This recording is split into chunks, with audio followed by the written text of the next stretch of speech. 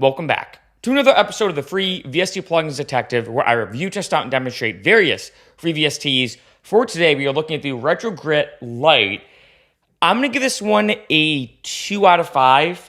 This is like a lo-fi style plugin slash like a rompler plugin. You can see we have a bunch of different instruments here.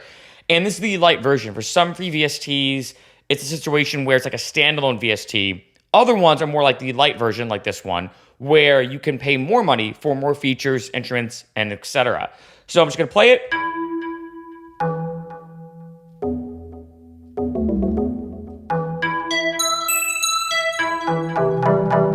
Right. Now we have, of course, a lot of different features here. I do love the GUI, by the way, especially like the color scheme in terms of like envelope, ADSR. We have modulation here.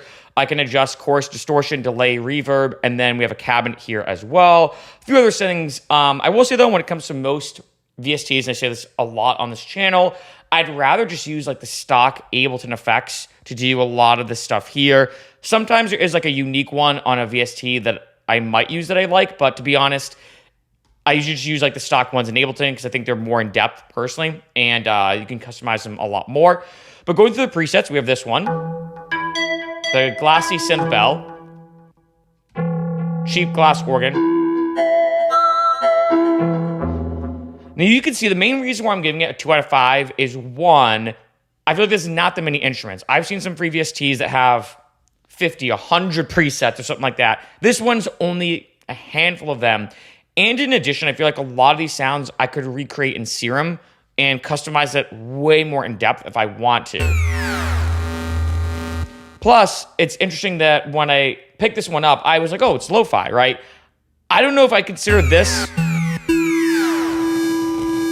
lo-fi-ish. I feel like it's more of like, I'm not sure, more on the side of like electronic or EDM. Maybe more like, oh, maybe like even more school, like old school, like acid or something like that too. However, some of the sounds are pretty cool.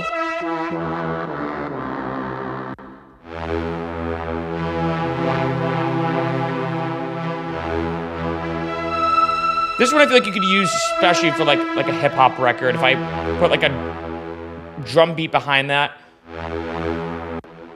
Textured pad.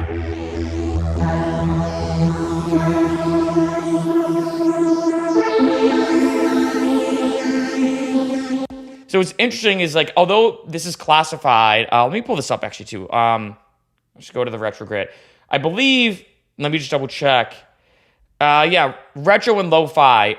Retro for sure. Lo-fi, I don't know personally. That's what kind of threw me off when I first started playing around with it. I'm like, I don't really get like a lo-fi vibe. But retro for sure. That I think this is my favorite one, my favorite like instrument that it comes with. Right?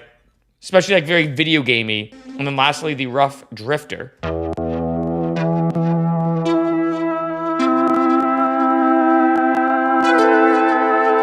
Getting some cracks and pops, but I think that's kind of the point of it.